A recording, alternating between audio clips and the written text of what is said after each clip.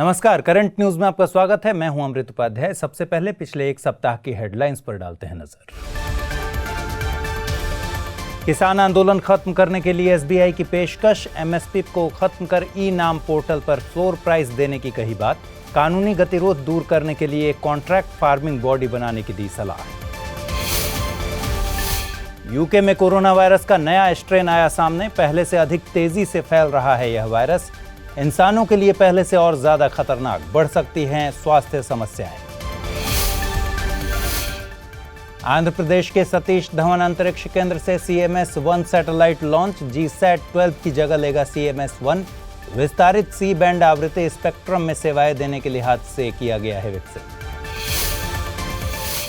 IITs में आरक्षण के क्रियान्वयन पर बनी समिति की रिपोर्ट आई सामने। 23 IITs में शिक्षकों की भर्ती संबंधी आरक्षण खत्म करने की सलाह।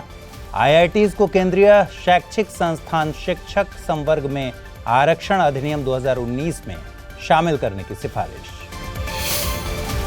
और status of leopards in India 2018 report जारी। 2014 के बाद देश में तेंदुओं की संख्या में 60% का इजाफा। मध्य प्रदेश में तेंदुओं की सबसे ज्यादा संख्या। चलिए खबरों की शुरुआत करते हैं। लंबे समय से चल रहे किसान आंदोलन को हल करने के मकसद से स्टेट बैंक ऑफ इंडिया ने कुछ सिफारिशें की हैं। गौरतलब है कि कृषि सुधारों के लिहाज से सरकार ने जून 2020 में 3 अध्यादेश लागू किए थे। बाद में इन्हें संसद ने अधिनियम में बदल दिया। इन अध्यादेशों के लागू होने के बाद से ही इन पर किसानों का गुस्सा देखने को मिला है। किसानों को इस बात का डर है कि सरकार नए कानून के जरिए एग्रीकल्चरल प्रोड्यूस मार्केट कमेटी को कमजोर कर देगी और बाद में MSP यानी मिनिमम सपोर्ट प्राइस को भी खत्म कर दिया जाएगा। वहीं राज्य सरकारों का कहना है कि नए कानूनों के बाद उन्हें बड़े पैमाने पर राजस्व की हानि होगी। इस बीच SBI ने उचित समाधान के लिए कुछ बातें सामने रखी हैं। SBI का मानना है कि सरकार को MSP के बदले ई नाम पोर्टल पर फ्लोर प्राइस देना चाहिए। हालांकि SBI ने इस पर आगे गहन विचार करने की बात कही है, क्योंकि उड़द को छोड़कर लगभग सभी फसलों पर फ्लोर प्राइस MSP के मुकाबले कम ही है। SBI के मुताबिक सरकार को कम से कम 5 सालों के लिए एक क्वांटिटी गारंटी क्लॉज की व्यवस्था करनी होगी और किसानों को भरोसा देना होगा कि सरकार किसानों से एक न्यूनतम मात्रा में माल खरीदेगी और फसलों के उत्पादन प्रतिशत का प्रोक्योरमेंट पिछले वर्ष के प्रतिशत के बराबर होगा। SBI ने रिपोर्ट में कहा है कि सरकारी आंकड़ों के अनुसार हार्वेस्ट और पोस्ट हार्वेस्ट लॉस के कारण अनाजों के मामले में सरकार को हर साल लगभग 27,000 करोड़ का नुकसान होता है। इसलिए सरकार को चाहिए कि वर्तमान APMC मार्केट इंफ्रास्ट्रक्चर को और मजबूत करने पर जोर दे। वहीं किसानों के हित और कानूनी गतिरोध को दूर करने के लिए सरकार को एक कॉन्ट्रैक्ट फार्मिंग बॉडी बनानी होगी। इस निकाय को मूल्य के संबंध में शोध करने के लिए विशिष्ट अधिकार भी दिए जाने चाहिए। इसी के साथ छोटे और सीमांत किसानों के लिए भी कॉन्ट्रैक्ट फार्मिंग के लिहाज से एक अलग निकाय बनाना होगा। रिपोर्ट में जोर दिया गया है कि सरकार को चाहिए कि वह किसान क्रेडिट कार्ड से जुड़े मानकों की ठीक से समीक्षा करे। अगर सरकार KCC मानकों में सुधार करती है तो इससे किसानों की आय में इजाफा हो सकता है। कौशल विकास एवं उद्यमिता मंत्रालय उत्तर प्रदेश के पंचायती राज विभाग के साथ मिलकर राज्य की कुछ ग्राम पंचायतों में कामगारों के लिए RPL कार्यक्रम यानी रिकॉग्निशन ऑफ प्रायर लर्निंग कार्यक्रम चला रहा है। इसका मकसद विकेंद्रीकरण और स्थानीय शासन को बढ़ावा देने के साथ कौशल विकास कार्यक्रमों का बेहतर क्रियान्वयन करना है। दोनों विभागों के सहयोग से यह कार्यक्रम चंदौली और वाराणसी में चलाया जा रहा है। आपको बता दें कि यह कार्यक्रम कौशल विकास एवं उद्यमिता मंत्रालय के संकल्प यानी skills acquisition and knowledge awareness for livelihood promotion कार्यक्रम के तहत लागू किया जा रहा है। संकल्प कार्यक्रम कौशल विकास एवं उद्यमिता मंत्रालय की एक पहल है, जिसकी शुरुआत 2018 में की गई थी। इस प्रोग्राम का मकसद देश के युवाओं तक गुणवत्ता परक और बाजार के लिहाज से उचित प्रशिक्षण पहुंचाना है। इसके लिए इंस्टीट्यूशनल मैकेनिज्म को मजबूत बनाने पर जोर दिया गया है। इस कार्यक्रम को मार्च 2023 तक की अवधि तक के लिए लागू किया जाना है। इसके आगे RPL की बात करें तो इस कार्यक्रम के तहत कामगारों के ऐसे कौशल, ज्ञान और अनुभव की पहचान की जाती है जो उन्होंने किसी औपचारिक, अनौपचारिक या गैर औपचारिक शिक्षा से प्राप्त किए हों। इन कौशलों को मान्यता देने के लिए इस कार्यक्रम के तहत सरकारी सर्टिफिकेट भी दिया जाता है। प्रधानमंत्री कौशल विकास योजना के तहत इस कार्यक्रम का मुख्य उद्देश्य देश के अनरेगुलेटेड वर्कफोर्स को नेशनल स्किल्स क्वालिफिकेशन फ्रेमवर्क के अंतर्गत लाना है ताकि रोजगार के नए अवसरों तक उनकी पहुंच बढ़ाई जा सके। यूनाइटेड किंगडम में नोवेल कोरोना वायरस के एक नए स्वरूप का पता चला है। खबरों के मुताबिक यह बेहद तेजी से फैल रहा है। इस म्यूटेटिव यानी उत्परिवर्ती वायरस की पहचान N51Y के रूप में की गई है और इसके चलते स्पाइक प्रोटीन में म्यूटेशन यानी उत्परिवर्तन की संभावना व्यक्त की जा रही है। इसकी पहचान कोविड-19 जेनोमिक्स यूके द्वारा की गई है। यह स्वरूप नोवेल कोरोना वायरस SARS-CoV-2 के स्पाइक प्रोटीन में कई म्यूटेशन, साथ ही साथ RNA वायरस के अन्य जीनोमिक क्षेत्रों में उत्परिवर्तन का परिणाम है। प्रारंभिक विश्लेषण से पता चलता है कि पहले प्रसारित वायरस की तुलना में यह अधिक तेजी से फैलता है। कोरोना वायरस का स्पाइक प्रोटीन ही वह घटक है जो मानव प्रोटीन के साथ मिलकर संक्रमण की प्रक्रिया शुरू करता है। यह परिवर्तन संभवतः वायरस के व्यवहार को प्रभावित कर सकता है, जिसमें वायरस की संक्रमण क्षमता, गंभीर बीमारी के लिए उत्तरदायी होना अथवा टीकों द्वारा विकसित प्रतिरक्षा प्रक्रिया को निष्प्रभावी करना शामिल है। स्पाइक प्रोटीन के एक हिस्से में एकल न्यूक्लियोटाइड परिवर्तन हुआ है, इसलिए यह रोग की जैविकी या निदान को प्रभावित नहीं करेगा। कोविड-19 जीनोमिक्स यूके के मुताबिक स्पाइक प्रोटीन में इससे पहले लगभग 4000 बार म्यूटेशन हो चुका है। इसका D614G स्वरूप अपने पूर्ववर्तियों की तुलना में मानव शरीर में प्रवेश करने में अधिक सफल रहा। दूसरा 20AEU1 था, जो स्पेन से लेकर पूरे यूरोप में बड़ी तेजी से फैला। गौरतलब है कि स्पाइक प्रोटीन एक अत्यधिक ग्लाइकोसिलेटेड और large type 1 transmembrane fusion protein है, जो 1160 से 1400 अमीनो एसिड से बना होता है। हालांकि यह वायरस के प्रकार पर निर्भर करता है, वहीं म्यूटेशन यानी उत्परिवर्तन का तात्पर्य वायरस के आनुवंशिक अनुक्रम में परिवर्तन से है। इसरो यानी भारतीय अंतरिक्ष अनुसंधान संगठन ने देश के 42वें संचार उपग्रह का प्रक्षेपण किया। CMS-01 नामक एक संचार उपग्रह को आंध्र प्रदेश के सतीश धवन अंतरिक्ष केंद्र से प्रक्षेपित किया गया। इसका प्रेक्षण पोलर सैटेलाइट लॉन्च व्हीकल यानी PSLV C50 के जरिए किया गया। CMS-01 एक संचार उपग्रह है जिसकी परिकल्पना विस्तारित सी बैंड आवृत्ति स्पेक्ट्रम में सेवाएं प्रदान करने के लिए की गई है। इसके कवरेज क्षेत्र में भारतीय मुख्य भूमि के साथ अंडमान और निकोबार तथा लक्षद्वीप समूह शामिल होंगे। इस उपग्रह का जीवन काल 7 साल से अधिक होने की संभावना जताई गई है। उपग्रह को पूर्व निर्धारित सब GTO यानी उप जियो स्टेशनरी ट्रांसफर ऑर्बिट में प्रविष्ट कराया गया। इसकी दिशा और स्थिति में कुछ बदलावों के साथ इसे जियो सिंक्रोनस ऑर्बिट में अपने निर्दिष्ट स्लॉट में स्थापित किया जाएगा। इसरो के मुताबिक यह उपग्रह GSAT-12 का स्थान लेगा और इसकी सेवाओं को बढ़ाएगा। GSAT-12 इसरो द्वारा बनाया गया एक संचार उपग्रह है जो टेली एजुकेशन, टेलीमेडिसिन और ग्राम संसाधन केंद्रों के लिए विभिन्न संचार सुविधाएं मुहैया कराता है। आपको बता दें कि PSLV C51 इसरो का अगला विशेष मिशन होगा। यह भारत सरकार द्वारा घोषित अंतरिक्ष सुधार कार्यक्रम के तहत देश का पहला उपग्रह होगा। भारत सरकार ने पिछले दिनों E20 ईंधन अपनाए जाने पर जन प्रतिक्रिया को आमंत्रित किया। सड़क परिवहन एवं राजमार्ग मंत्रालय ने एक मसौदा अधिसूचना प्रकाशित कर इससे होने वाले उत्सर्जन मानकों पर लोगों के सुझाव मांगे हैं। दरअसल E20 ईंधन के तहत गैसोलीन में 20% इथेनॉल को मिलाकर उसे ऑटोमोटिव ईंधन के तौर पर इस्तेमाल किया जाता है। मौजूदा वक्त में इथेनॉल सम्मिश्रण का मान्य स्तर 10% है। हालांकि भारत वर्ष 2019 में केवल 5.6% तक के स्तर पर ही पहुंच सका था। ऐसा माना जा रहा है कि यह अधिसूचना E20 ईंधन के अनुरूप वाहन विकसित किए जाने की प्रक्रिया को सुगम बनाएगी। इसके अलावा यह कार्बन डाइऑक्साइड और हाइड्रोकार्बन इत्यादि के उत्सर्जन में भी कमी करने में सहायक होगा। इससे खनिज तेलों के आयात में भी कमी आएगी, जिससे विदेशी मुद्रा भंडार की बचत होगी और ऊर्जा संरक्षण को बढ़ावा मिलेगा। इथेनॉल मिश्रित गैसोलीन के उपयोग के लिए सक्षम वाहनों में गैसोलीन में इथेनॉल की मात्रा से जुड़ा विवरण वाहन निर्माता द्वारा दिया जाएगा। इस संबंध में वाहन पर एक स्पष्ट दिखाई देने वाला स्टिकर प्रदर्शित किया जाएगा। आपको बता दें कि इथेनॉल एक सामान्य बाय प्रोडक्ट है जो कृषि फीड स्टॉक जैसे मकई, भांग, आलू आदि से बनता है। इसका उपयोग फ्लेक्सी ईंधन वाहनों में जैव ईंधन के रूप में किया जा सकता है। इथेनॉल गैसोलीन की तुलना में ज़्यादा उपयोगी है क्योंकि मकई जैसी फसलों के बागान जैसे जैसे बढ़ते हैं वे वातावरण से कार्बन डाइऑक्साइड को अवशोषित करते जाते हैं। हालांकि यह ईंधन भी जलने पर कार्बन डाइऑक्साइड छोड़ता है, लेकिन कुल वृद्धि तुलनात्मक रूप से कम होती है। आंध्र प्रदेश के पश्चिम गोदावरी जिले के एलुरु शहर में एक रहस्यमयी रोग का पता चला है। खबरों के मुताबिक एलुरु शहर का लगभग 70% से ज्यादा हिस्सा इस रोग से प्रभावित है।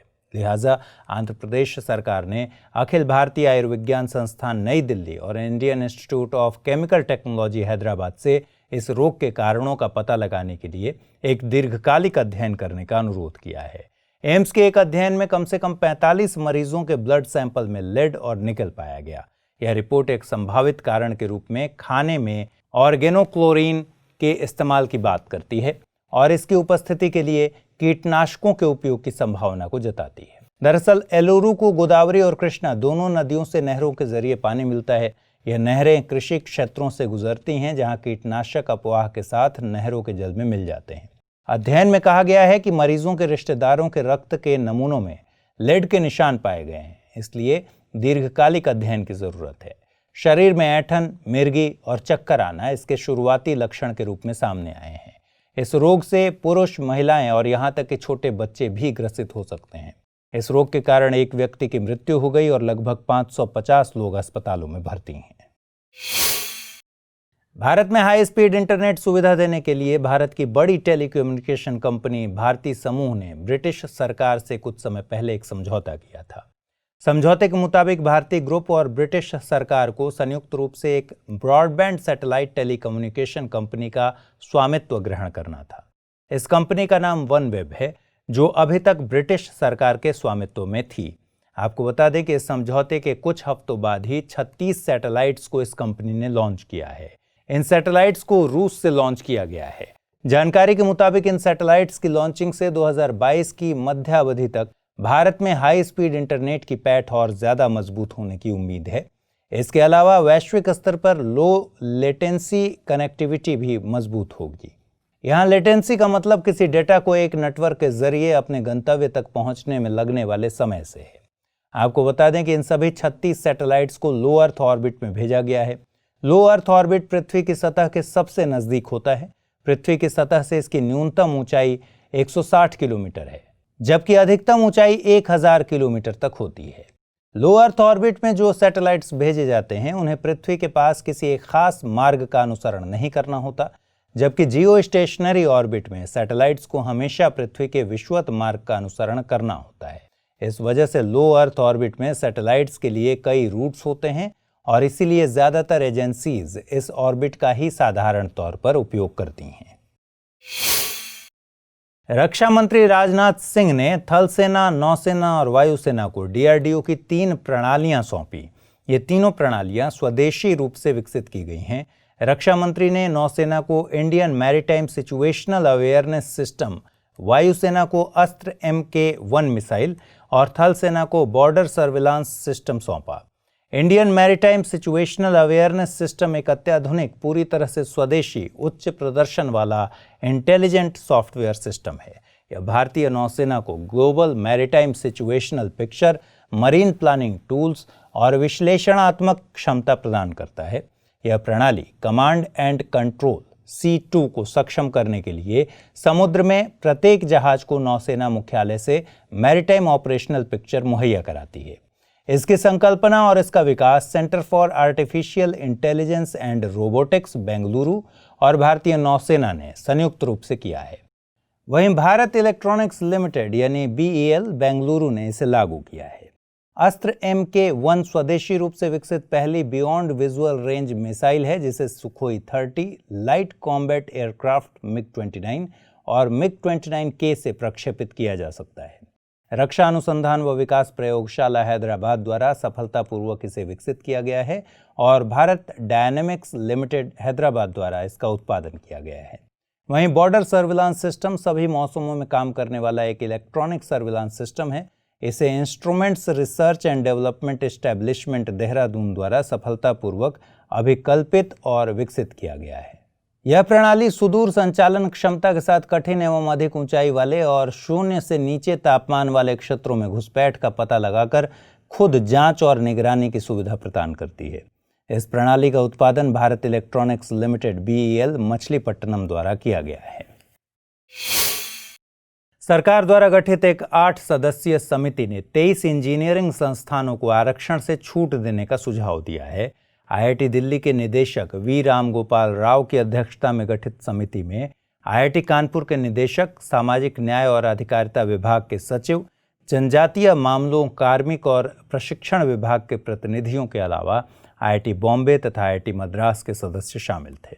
दरअसल भारतीय प्रौद्योगिकी संस्थानों में छात्रों के प्रवेश और शिक्षकों की भर्ती में आरक्षण के प्रभावी कार्यान्वयन के लिए केंद्रीय शिक्षा मंत्रालय ने एक समिति का गठन किया था, लेकिन आरक्षण को लागू करने के बजाय समिति ने IITs में शिक्षकों की भर्ती में आरक्षण को खत्म करने की सिफारिश की है।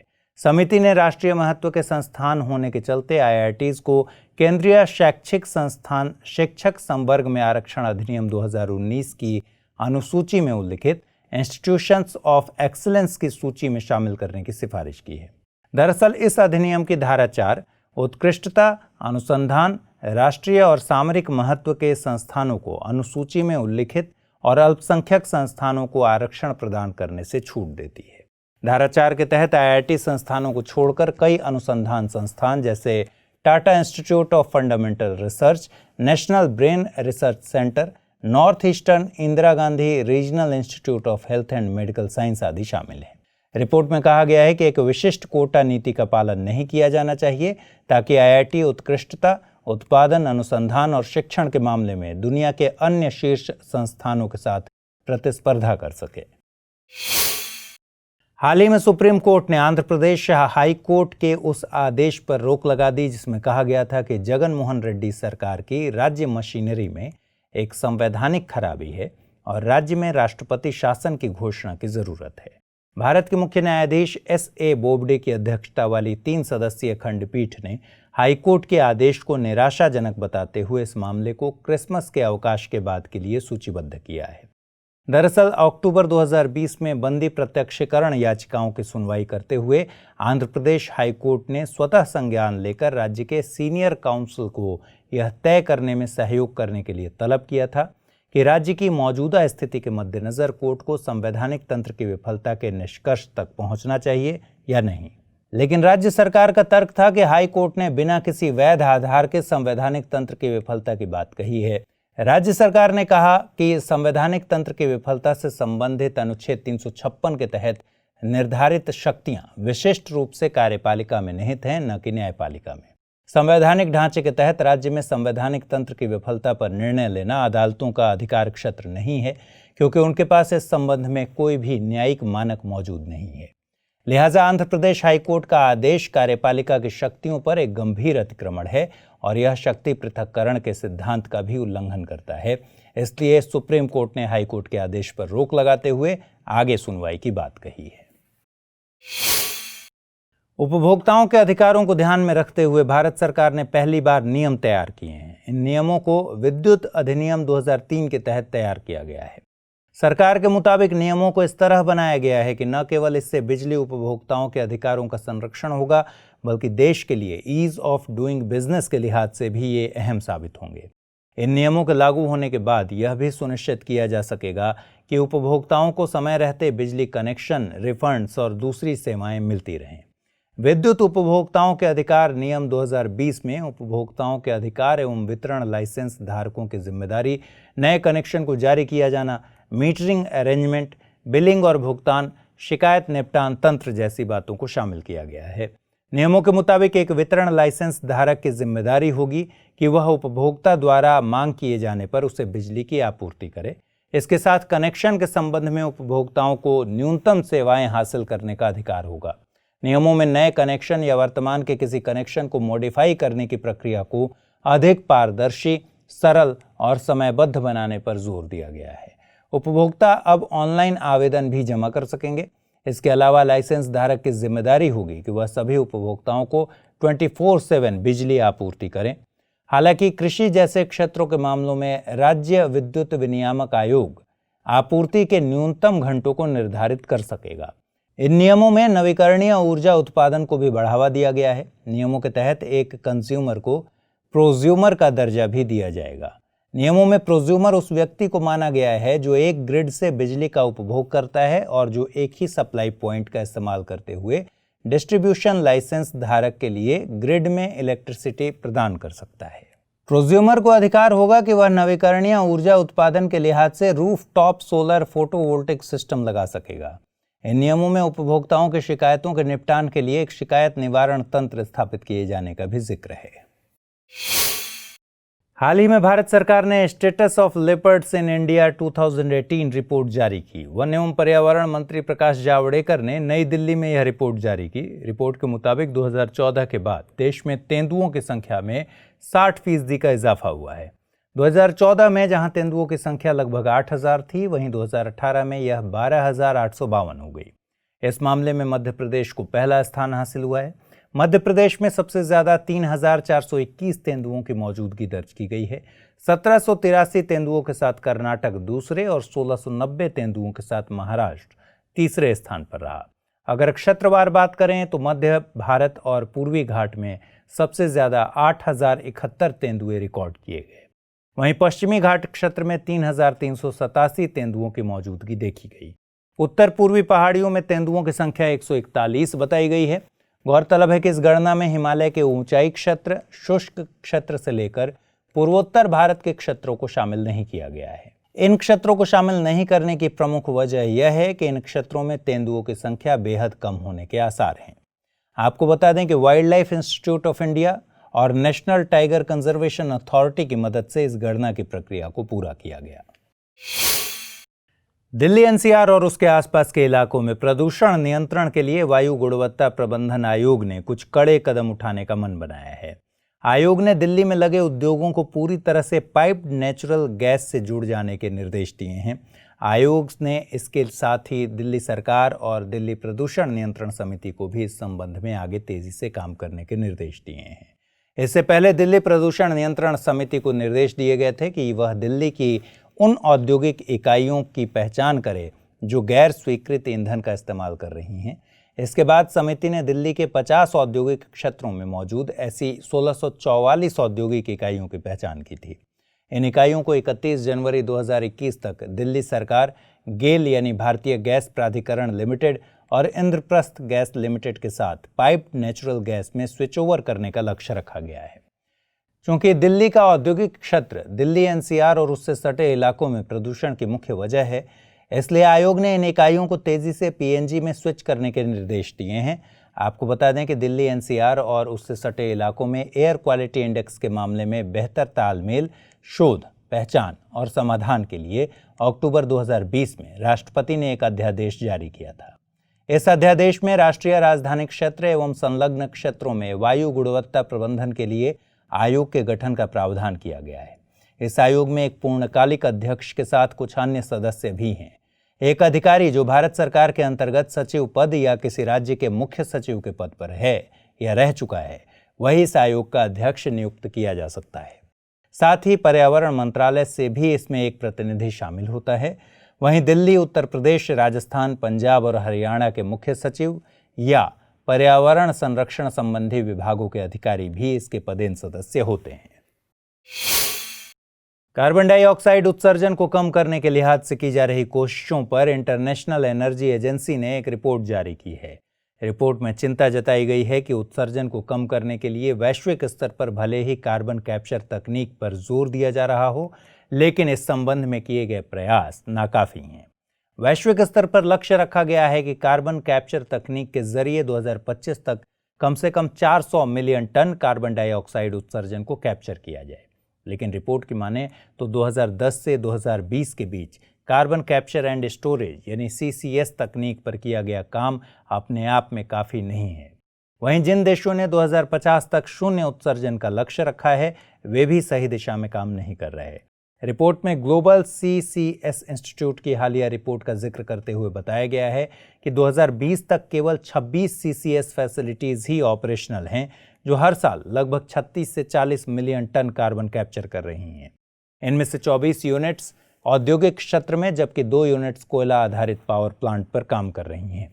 आपको बता दें कि carbon capture, utilization and storage तकनीक को जीवाश्म ईंधनों के दहन से उत्सर्जित CO2 को कैप्चर करने के लिहाज से डिजाइन किया गया है। यह तकनीक वायुमंडल में मौजूद उत्सर्जित CO2 के लगभग 85 से 95% हिस्से को एब्जॉर्ब कर सकती है। इस प्रक्रिया की शुरुआत CO2 को कैप्चर करने के साथ होती है, जिसे कंप्रेशन के माध्यम से एक उच्च घनत्व के द्रव में बदला जाता है। इससे कैप्चर की गई CO2 को ट्रांसपोर्ट और स्टोर करने में आसानी होती है। इस द्रव पदार्थ को एक पाइपलाइन के जरिए ट्रांसपोर्ट किया जाता है और एक अंडरग्राउंड स्टोरेज फैसिलिटी में इंजेक्ट कर दिया जाता है। बाद में इस स्टोर की गई CO2 का इस्तेमाल बायोकार्बोनेट्स बनाने जैसे दूसरे औद्योगिक कामों में किया जाता है। हाल ही में पत्तन पोत परिवहन एवं जलमार्ग मंत्रालय ने रोरो और फेरी सेवाओं के लिए कुछ नए रूट्स की पहचान की है। इन नए रूट्स की पहचान करने का मकसद सागरमाला कार्यक्रम के तहत तटीय पोत परिवहन को बढ़ावा देना है। सरकार ने कुछ घरेलू जबकि 6 अंतर्राष्ट्रीय रूट्स की पहचान की है। घरेलू लोकेशंस में शामिल हैं हजीरा, ओखा, सोमनाथ मंदिर, दीव, पीपावाव, दहेज, मुंबई, जामनगर, कोच्चि, घोघा, गोवा, मुंद्रा और मांडवी। जिन 6 अंतर्राष्ट्रीय रूट्स की पहचान की गई है वे 4 बड़े अंतर्राष्ट्रीय गंतव्यों को आपस में कनेक्ट करते हैं। इनमें शामिल है बांग्लादेश का चट्टोग्राम, सेशल्स, मेडागास्कर और श्रीलंका का जाफना। सरकार द्वारा रोरो और फेरी सेवाओं को बढ़ावा देने का मकसद परिवहन में एक और नया जरिया विकसित करना है। इसी के साथ पर्यटन उद्योग को गति देना और तटीय इलाकों में रोजगार सृजन करना भी इस पहल का मकसद है। सागरमाला कार्यक्रम की बात करें तो 2015 में इस कार्यक्रम को सरकार ने अपनी मंजूरी दी थी। यह नेशनल पर्सपेक्टिव प्लान का ही हिस्सा है। इस कार्यक्रम का उद्देश्य देश की 7500 किलोमीटर लंबी तटीय रेखा का समग्र विकास करना है। इस प्रोग्राम में 5 कंपोनेंट्स शामिल हैं: पत्तनों का आधुनिकीकरण और नए पत्तनों का विकास, घरेलू जल मार्गों के जरिए पोर्ट कनेक्टिविटी को संवर्धित करना, पत्तन आधारित औद्योगिकीकरण, तटीय समुदाय का विकास और तटीय पोत परिवहन एवं अंतर्देशीय जलमार्ग परिवहन का विकास।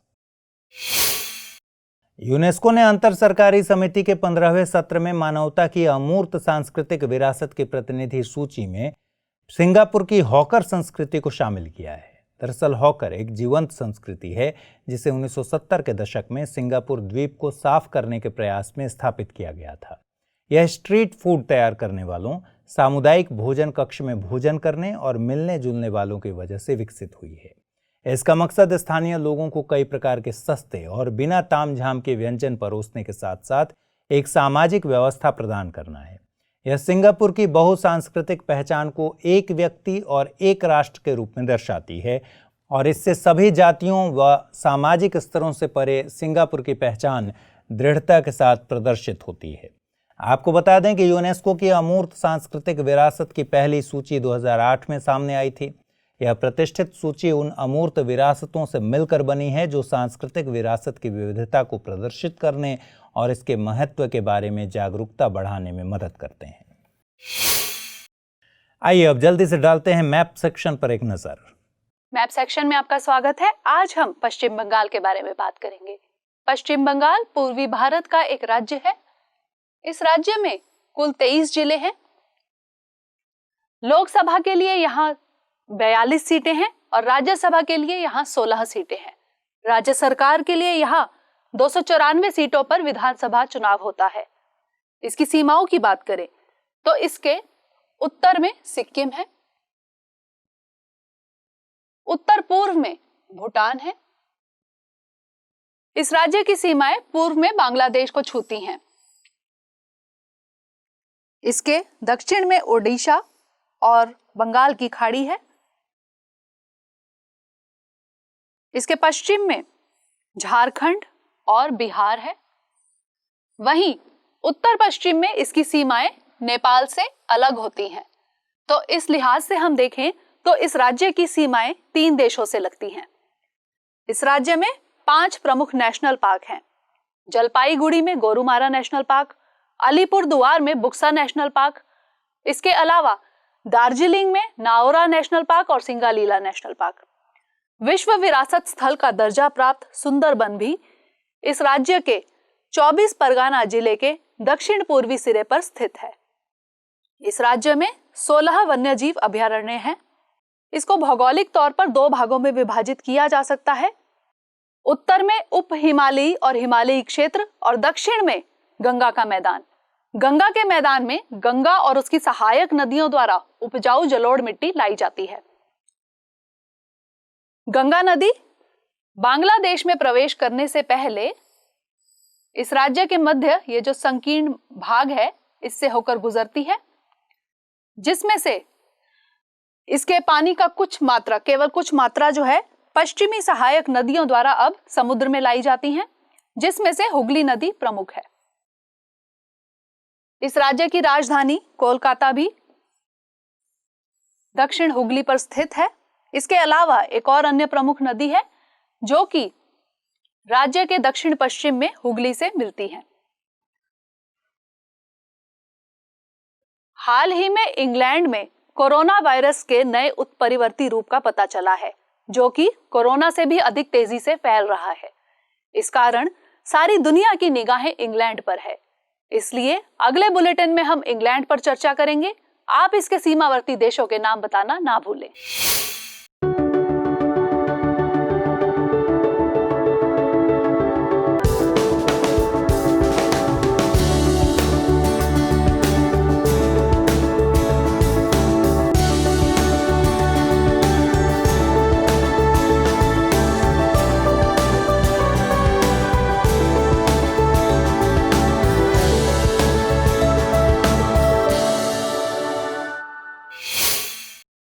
तो फिलहाल इस बुलेटिन में इतना ही। खबरों को विस्तार से पढ़ने के लिए विजिट कीजिए www.drishtias.com पर। साथ ही दृष्टि आज के हिंदी और अंग्रेजी यूट्यूब चैनल को लाइक, शेयर और सब्सक्राइब करना मत भूलिए। लेकिन चलते चलते डालते हैं कुछ छोटी मगर जरूरी खबरों पर नजर।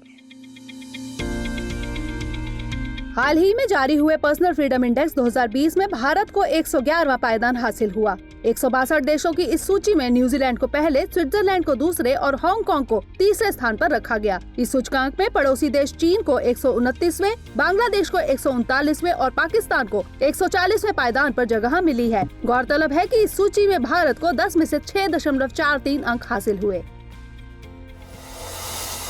प्रधानमंत्री मोदी को अमेरिका ने लीजन ऑफ मेरिट अवार्ड से सम्मानित किया है। पीएम मोदी की तरफ से इस अवार्ड को भारतीय राजदूत तरणजीत सिंह संधू ने रिसीव किया। Legion of Merit award America का प्रतिष्ठित सम्मान है। इस सम्मान को उत्कृष्ट सेवाओं और उपलब्धियों के प्रदर्शन में असाधारण रूप से किए गए काम के लिए दिया जाता है। इस सम्मान की शुरुआत अमेरिकी राष्ट्रपति फ्रैंकलिन डी रूजवेल्ट द्वारा 1942 में की गई थी।